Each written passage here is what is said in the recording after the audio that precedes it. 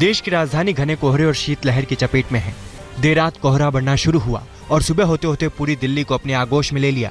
जबरदस्त धुंध से सुरक्षा में तैनात जवानों को भी दूर दूर तक कुछ दिखाई नहीं दे रहा। बॉर्डर के इलाकों में कोहरे की मार शहर से भी ज्यादा है। दिल्ली में देर रात कई इलाकों में विजिबिलिटी 0 तक पहुंच गई। कोहरे और धुंध के साथ ही तेज शीतलहर ने पारा भी गिरा दिया है। आज तापमान करीब 4 डिग्री के पास पहुंच गया। कड़ाके की ठंड से दिल्ली में एक व्यक्ति की मौत की भी खबर है। दिल्ली के साथ ही नोएडा, गाजियाबाद, गुड़गांव और फरीदाबाद समेत पूरे एनसीआर में घने कोहरे से जनजीवन बुरी तरह प्रभावित है। दिल्ली एनसीआर ही नहीं, पूरे उत्तर भारत में कोहरे का कहर जारी है। हरियाणा के यमुनानगर में सर्दियों की पहली धुंध से ही लोग बेहाल हो गए हैं। विजिबिलिटी का आलम ये है कि घनी धुंध में तैनात पुलिस वालों को भी कुछ सुझाई नहीं दे रहा है। गाड़ी चलाने में भी लोगों को भारी दिक्कतों का सामना करना पड़ रहा है। घने कोहरे की वजह से राष्ट्रीय राजमार्ग 73 पर आवाजाही बिल्कुल ठप हो गई है। धुंध और कोहरे के साथ ही कड़ाके की ठंड ने भी ठिठुरन बढ़ा दी है और जगह जगह लोग अलाव जलाकर सर्दी भगा रहे हैं।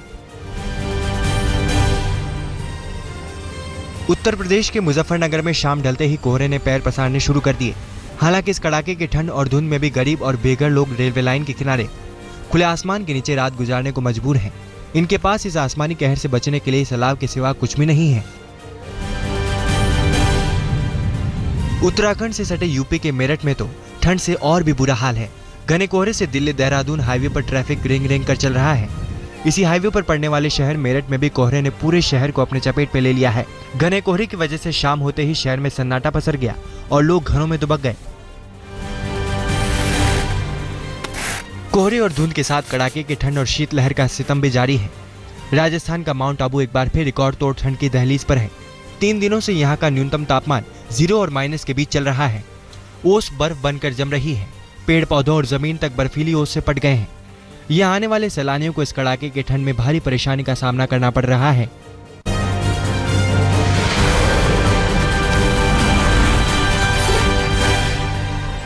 इस बार गणतंत्र दिवस परेड के मुख्य अतिथि फ्रांस के राष्ट्रपति ओलांद आज हिंदुस्तान पहुंच रहे हैं। ओलांद सबसे पहले चंडीगढ़ पहुंचेंगे, जहां पीएम मोदी उनका स्वागत करेंगे। चंडीगढ़ में ओलांद रॉक गार्डन और म्यूजियम घूमने जाएंगे। शाम को वो एक बिजनेस मीट में शामिल होंगे और देर शाम दिल्ली पहुंचेंगे। फ्रांसीसी राष्ट्रपति और पीएम मोदी के चंडीगढ़ दौरे को देखते हुए सुरक्षा के कड़े इंतजाम किए गए हैं। गणतंत्र दिवस के मौके पर आतंकी हमले की आशंका को देखते हुए देश भर में हाई अलर्ट कर दिया गया है। राजधानी दिल्ली में सुरक्षा के कड़े इंतजाम किए गए हैं। पुलिस अफसरों को 24 घंटे बावर्दी और हथियारबंद रहने के निर्देश दिए गए हैं। बॉर्डर से सटी सीमाओं पर और संदिग्ध वाहनों की सख्ती से चेकिंग की जा रही है। 2 दिन पहले एनआईए की टीम ने देश के अलग अलग हिस्सों से आईएसआईएस के 18 संदिग्धों को पकड़ा था। मुंबई एटीएस औरंगाबाद से पकड़े गए इमरान पठान नाम के संदिग्ध आतंकी को आज मुंबई लाएगी। इमरान के बैंक खाते में विदेशों से पैसों का लेन देन हुआ है। एटीएस की आशंका है कि इमरान से सुराग मिलने के बाद कुछ और संदिग्ध गिरफ्त में आ सकते हैं। बीजेपी अध्यक्ष अमित शाह आज दोबारा पार्टी अध्यक्ष चुने जा सकते हैं। ये चुनाव दोपहर 1:30 बजे दिल्ली के बीजेपी मुख्यालय में होगा। अमित शाह सुबह 11 बजे नामांकन करेंगे। फिलहाल अध्यक्ष पद के लिए कोई और दावेदार सामने नहीं आया है। जेडीयू विधायक सरफराज आलम से रेलवे पुलिस ने 2 बार पूछताछ की है। सरफराज आलम ने कबूल किया है कि वो गुवाहाटी दिल्ली राजधानी में सवार थे और महिला के सामने बैठकर अपने किसी दोस्त से अभद्र भाषा में बात कर रहे थे। हालांकि उन्होंने महिला से छेड़खानी की बात नकारी है।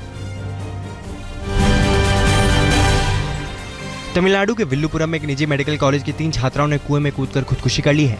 छात्राओं ने एक सुसाइड नोट भी लिखा है, जिसमें महंगी फीस और मेडिकल कॉलेज में असुविधाओं का जिक्र है। मास्टर ब्लास्टर और भारत रत्न सचिन तेंदुलकर आज देश के मशहूर खेल हस्तियों की आवाज में गाए राष्ट्रगान का एल्बम लॉन्च करेंगे। मुंबई में आयोजित इस कार्यक्रम में खेल और फिल्म जगत की कई मशहूर हस्तियां मौजूद रहेंगी।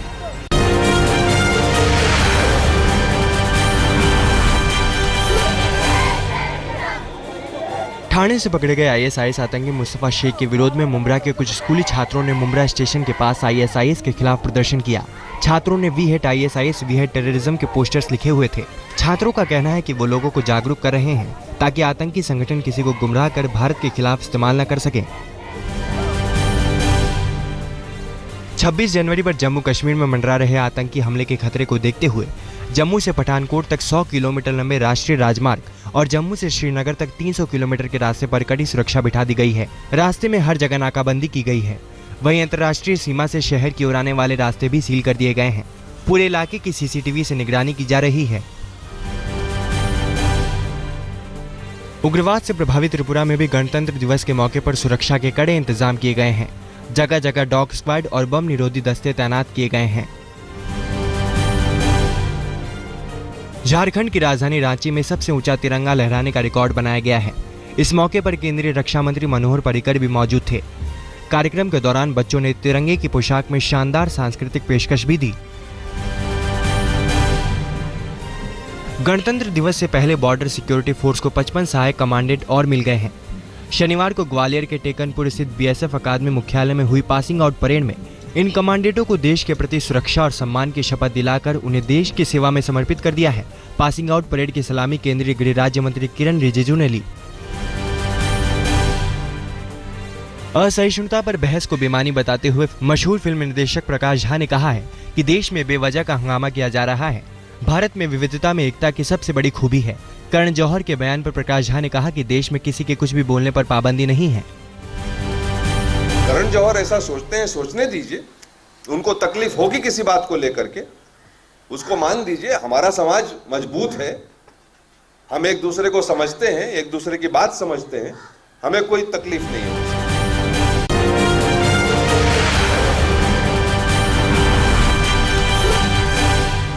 दिल्ली सरकार में मंत्री कपिल मिश्रा ने पीएम मोदी पर की है अभद्र टिप्पणी। नेताजी सुभाष चंद्र बोस के जन्म दिवस पर आयोजित कार्यक्रम में पहुंचे कपिल मिश्रा ने मोदी और उनकी सरकार पर आपत्तिजनक टिप्पणी की। भूतपूर्व सैनिकों को संबोधित करते हुए कपिल मिश्रा ने केंद्र सरकार को आड़े हाथों लेते हुए कहा कि पठानकोट हमले के बाद केंद्र सरकार ने मामले की जाँच के लिए ISI को देश में घुसने की अनुमति दी, जो शर्मनाक है। सरकार बैठी हुई है, पाकिस्तान के आके घुटने टेक कर बैठे हुए। नरेंद्र मोदी जी के लिए कुछ कहेंगे आप उनको? ये मोदी जी के लिए कह रहा हूँ मैं। दिल्ली के मुख्यमंत्री अरविंद केजरीवाल आज मधुबन चौक से मुकरबा चौक के बीच एलिवेटेड रोड के दूसरे चरण का उद्घाटन करेंगे। इस दौरान उप मुख्यमंत्री मनीष सिसोदिया और PWD मंत्री सत्येंद्र जैन भी मौजूद रहेंगे। पहले दौर में विपक्ष को न बुलाए जाने पर ऐतराज जताने के बाद इस बार विपक्ष के नेता विजेंद्र गुप्ता और दूसरे विधायकों को भी आमंत्रित किया गया है। दिल्ली के मुख्यमंत्री अरविंद केजरीवाल पर स्याही फेंकने वाली भावना अरोड़ा का कहना है कि CNG घोटाले को लेकर वो 27 जनवरी को प्रेस कॉन्फ्रेंस करेगी। आम आदमी सेना के पंजाब प्रभारी भावना ने बताया कि वो पंजाब में आम आदमी पार्टी के खिलाफ चुनाव लड़ेंगी और CM पद की दावेदार होंगी। विज्ञापन देकर सरकारी स्कूल के टीचरों को फैमिली टूर पैकेज का झांसा देकर लाखों रुपए ठगने के मामले में दिल्ली पुलिस ने फर्जी ट्रैवल एजेंसी के मालिक सहित 4 लोगों को गिरफ्तार किया है। 4 में से 2 आरोपी ग्रेजुएट हैं और काफी लंबे समय से दिल्ली और आसपास के इलाके के शिक्षकों से ट्रैवल एजेंट बनकर इसी तरह से धोखाधड़ी को अंजाम दे रहे थे। पुलिस के पास करीब 30 टीचरों ने शिकायत भी की थी। उत्तर पूर्वी दिल्ली के सीलमपुर में महिला की हत्या की गुत्थी को पुलिस ने सुलझा लिया है। चांद नाम का आरोपी पति 13 जनवरी को अपनी पत्नी की गला दबाकर हत्या के बाद से फरार था। पुलिस ने आरोपी पति को कोलकाता से गिरफ्तार कर लिया है। आरोपी पति ने पुलिस को बताया कि अक्सर झगड़े होते थे, इसी के चलते उसने अपनी पत्नी की हत्या कर दी। आंखों की कई बीमारियों के इलाज के लिए इस्तेमाल होने वाली दवा एवेस्टिन और बीवैक्सीजुमैब इंजेक्शन के इस्तेमाल पर सरकार ने रोक लगा दी है। स्वास्थ्य मंत्रालय के इस फैसले पर विवाद खड़ा हो गया है। दवा के इस्तेमाल के बाद कुछ लोगों की आंखों की रोशनी जाने के मामले सामने आए हैं। डॉक्टरों ने इस मामले की जल्द से जल्द जांच करवाने और दवा से बैन हटाने की मांग की है।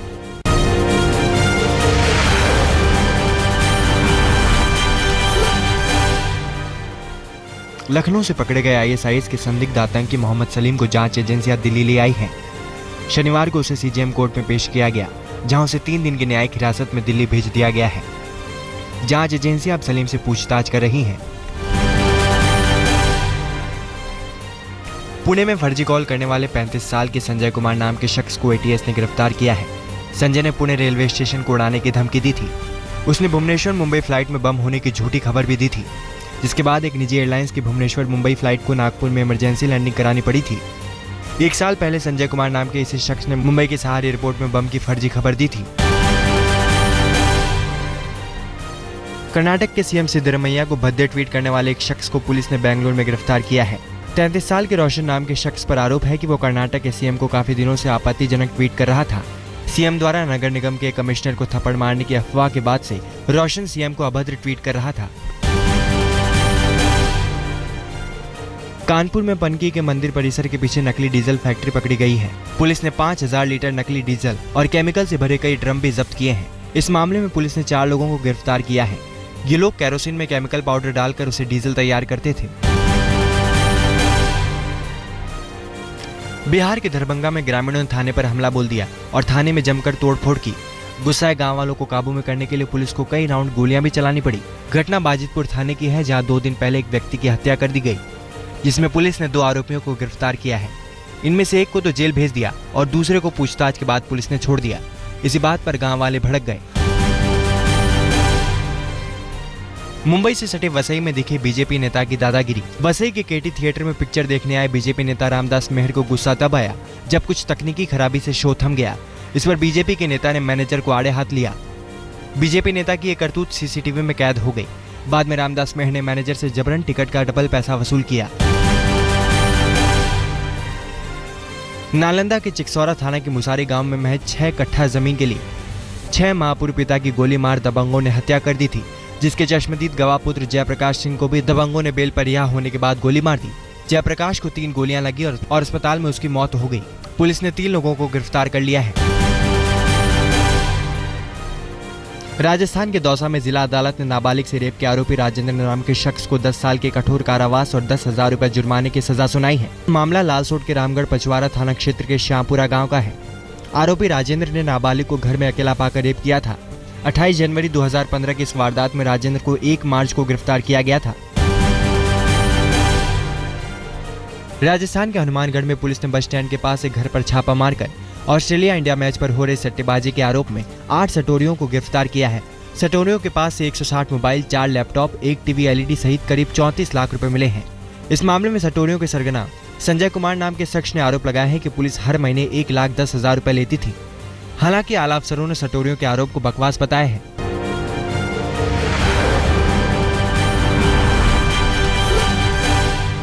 मुंबई में संदिग्धों की तलाश में एटीएस की छापेमारी जारी है। इससे पहले मुंबई एटीएस ने मझगांव से मोहम्मद हुसैन खान नाम के आईएस के एक संदिग्ध आतंकी को गिरफ्तार किया है। गणतंत्र दिवस पर आतंकी हमले की आशंका से मुंबई पुलिस अलर्ट पर है। मुंबई में बीजेपी समर्थित छात्र संगठन एबीवीपी के माटुंगा स्थित दफ्तर में कुछ लोगों ने तोड़फोड़ की। तोड़फोड़ करने वाले कांग्रेस समर्थित एनएसयूआई के छात्र बताए जाते हैं। बिग बॉस के विजेता के चुनाव से पहले उनका सामना देश के 3 नामी पत्रकारों से भी हुआ। इनमें आज तक की एंकर अंजना ओम कश्यप ने भी 3 फाइनलिस्ट से तीखे सवाल किए।